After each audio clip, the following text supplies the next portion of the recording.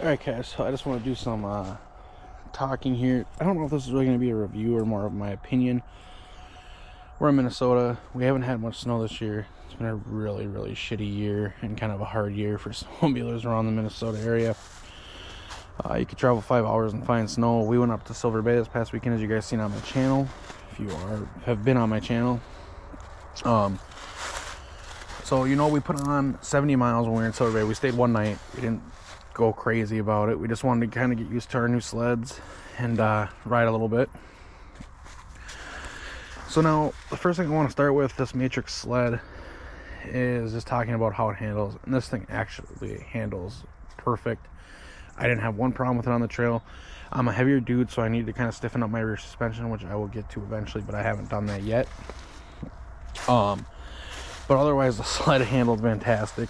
I didn't have any issues with how it handled or how it rolled around corners. I didn't have my skis coming up on me like I see a lot of guys on YouTube for some reason. They must have set their front suspension really stiff.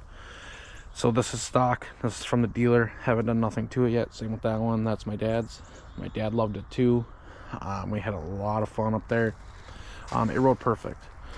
So let's move past that.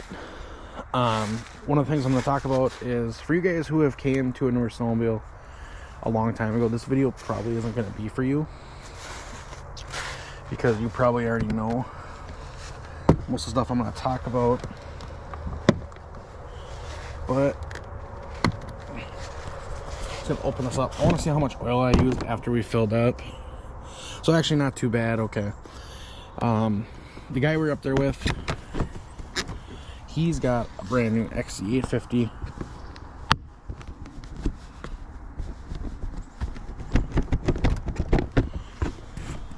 And he said the oil consumption on that isn't the greatest.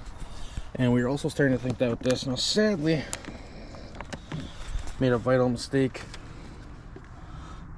with snowmobiling, and that was that we didn't fill up with oil.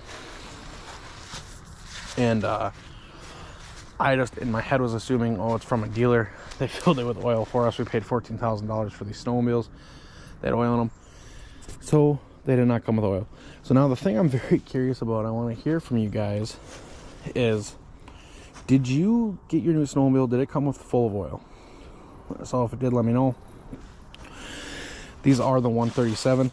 And I'm not for sure, but I think that the 137 is all these are available in. I haven't seen the smaller option. My dad thought they did, but I don't think so. So if you guys know about that too, let me know. This does just have the PID gauge, which I'm used to. I have it on my four-wheeler. I will say it's a lot nicer having it on the sled up here to use. So that is nice. It is nice having the handlebar controller to use the PID gauge, so that is very cool. I'm not going to start for you guys, but the sled is very quiet until you get into the throttle. It's not very loud at all. I love all the storage it has. It's that storage up here.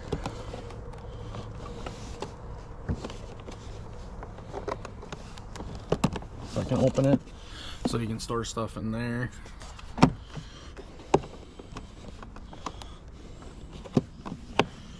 And then it also does have storage under the seat.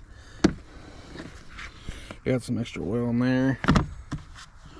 So on storage, it's not really lacking. And if you feel it is lacking on storage, you can buy a pack for the back.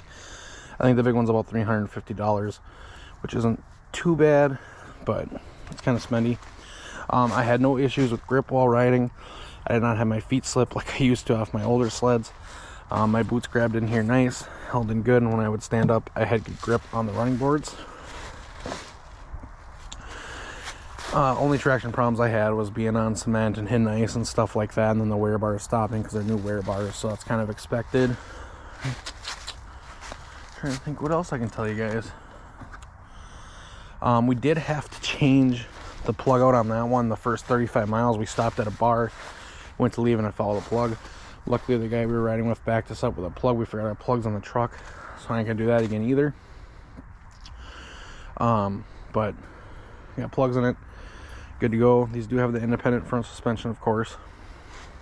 They do have adjustable shocks, but they do not have the clickers, which is nice. And I believe these are rebuildable shocks too, so I think The front suspension feels good, nice and sturdy. But guys, so far we're absolutely loving these sleds. Maybe when we get to like 200 miles or 300 miles, I'll come back and post a video and share if we're still loving them or how things are going.